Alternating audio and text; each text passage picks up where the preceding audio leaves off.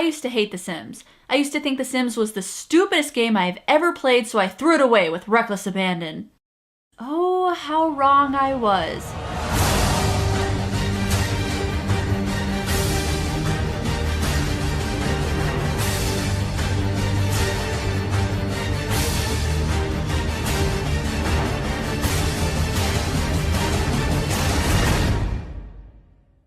PushingUpRoses here, and if you're a longtime viewer of my channel, you probably have a pretty good grasp on what kind of video games I like and play.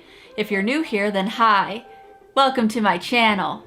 To make a long story short, The Sims haven't been on my radar for a long time. I bought the original Sims back in 2000 when it was released. I mainly purchased it because I was grieving the loss of my father, who had passed away just a couple months prior to me buying the game, and I needed a virtual escape. Unfortunately, I didn't really enjoy it. I binge played it for a couple weeks and then the charm wore off. I'm not really sure why. Maybe my teenage self just didn't feel like building houses and setting them on fire. Then The Sims 2 came out in 2004 and all of my friends were completely obsessed with it, except me. Since I didn't like the original Sims, I decided to hate The Sims 2, even though I've never played it. I probably thought my friends were stupid for sitting around all day watching their Sims pee themselves. Sorry about that, guys. I was also in college at the time, so to be perfectly candid with you, I don't remember much about that particular time period. Then The Sims 3 came out and I didn't even notice that it did. I'm not sure where I was in 2009, but it apparently was not in video game land because while I was brooding in a concrete basement listening to The Cure and pondering if I should become a content creator on the internet, I completely missed The Sims 3, which is arguably the best in the series. It's almost shameful to be a dominantly PC gamer and missing one of the best-selling PC games of all time, having sold over 10 million copies worldwide in 2009. So you can imagine my shock when in 2013, I discovered The Sims 3 and all of its expansions and stuff packs. At first, I didn't quite get the appeal. Because of my poor experience with the original Sims, I decided that life simulation games just must not be my thing. Well, my mind was absolutely blown at how much improved The Sims 3 was. Like most people, I spent way too much time creating my sim. I didn't even realize how much I loved customizing my character and fine-tuning it to make it look like me. Well, me in a, I'm just gonna make myself a little bit sexier but still keep my appearance as basic framework way.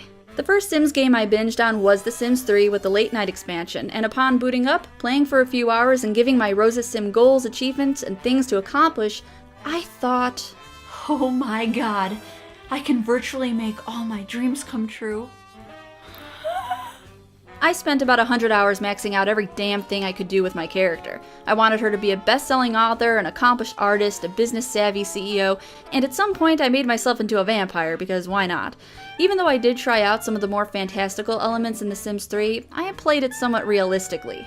And when I say that, I mean I didn't really do anything out of the ordinary or fantastical with my character. I gave her job goals, maxed out her abilities, and was very responsible with her needs. It was almost like my real life, but on crack. She got up, showered, went to her job, exercised, then came home and worked on artistic projects that I felt were relevant to my own personality. I think an outsider would say, wow, what a boring way to play The Sims. You can do anything and build awesome houses and pee yourself and date vampires.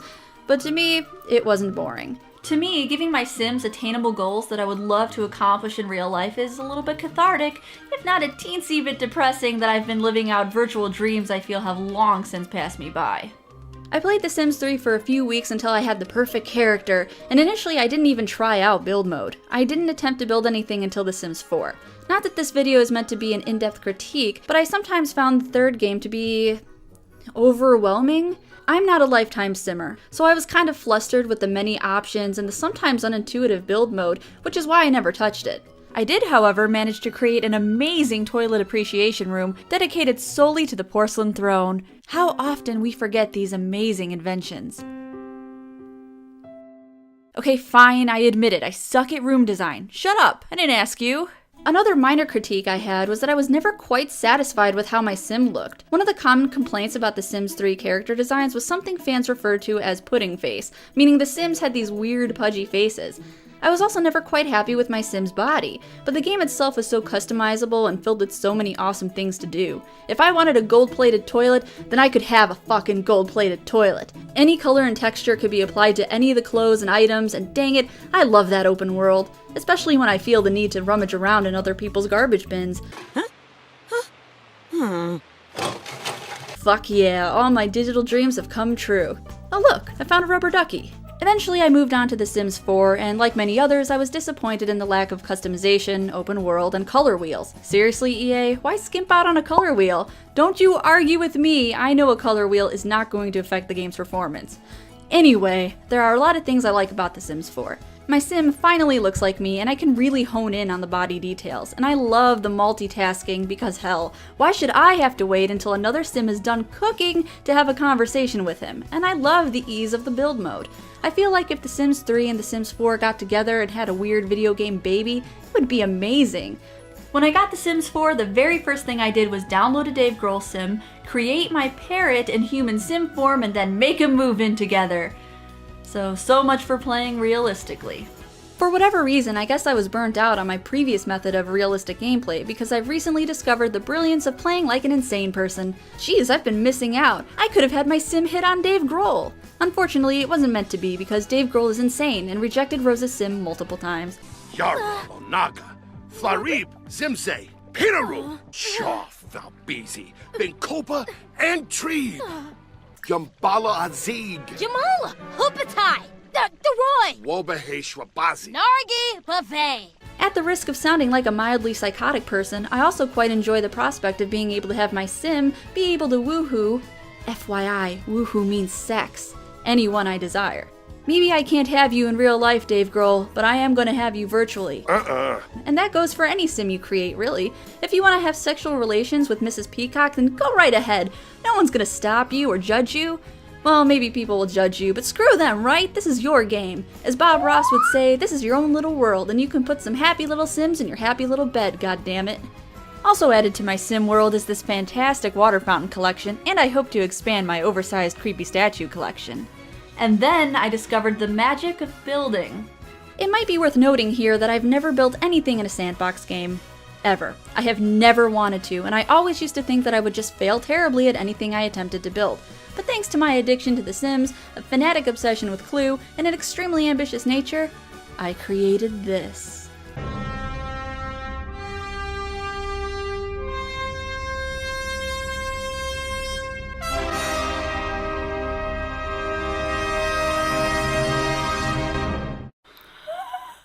Oh yes. Oh hell yes. I can play out my wildest Clue fantasies. Since I had never even tried to build anything in The Sims, I was under the impression that it must be too hard and I would automatically fail. It wasn't easy at first, someone had to teach me how to go about making the framework, but once I understood, I was hooked. I used the Clue board as my blueprint so I had something to work off of, and then I spent the next 15 hours or so perfecting my beautiful house and my Clue movie characters, and bam! Perfect! Now all it needs is murder. What do you mean? Murder. Oh, hello, mail lady. Nice day, isn't it? Nice day for some foul play. Welcome to your new cement tomb. Oh, wow. That look. That is really sad. And her lip quivering is... Oh, man. I'm feeling a little bad now. But this is Clue, goddammit. There's no crying in Clue. FYI, if you decide to create or download the Clue Mansion, make sure you put extra toilets around because 7 people in 1 bathroom gets really stinky. I can honestly admit to myself that I've had more fun goofing around and doing wacky things in the Sims games than I've had playing other random games I had in the recent past. Maybe it's because it's just so new to me, or maybe I just needed a new genre to get into, but in any case, I was completely wrong about my aversion to The Sims. I'm actually glad I started playing because I found that engaging in a build mode project or giving my characters goals and challenges has helped me a lot with anxiety and stress, and I feel a lot less on edge after I've spent a few hours playing. Not because I accomplished something profound or important in life, but because I needed to get away from those profound and important real-life things and experience something engaging to take me away from it.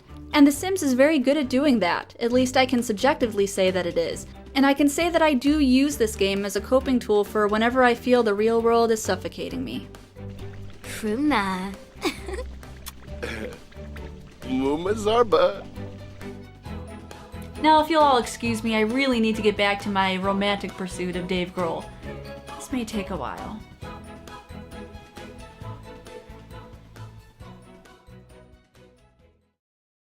A big thank you goes to Lazy Game Reviews for allowing me to use some of his Sims footage and for joining me for a Sims 4 Clue Let's Play. If you want to see more of the footage that was used here, the video is linked in the annotations. And if you want to follow my shenanigans, you can click on all those other buttons I may or may not have forgotten to put an annotation on at this point. But if I did in fact remember, click away. And thanks for watching and subscribing. See you next time.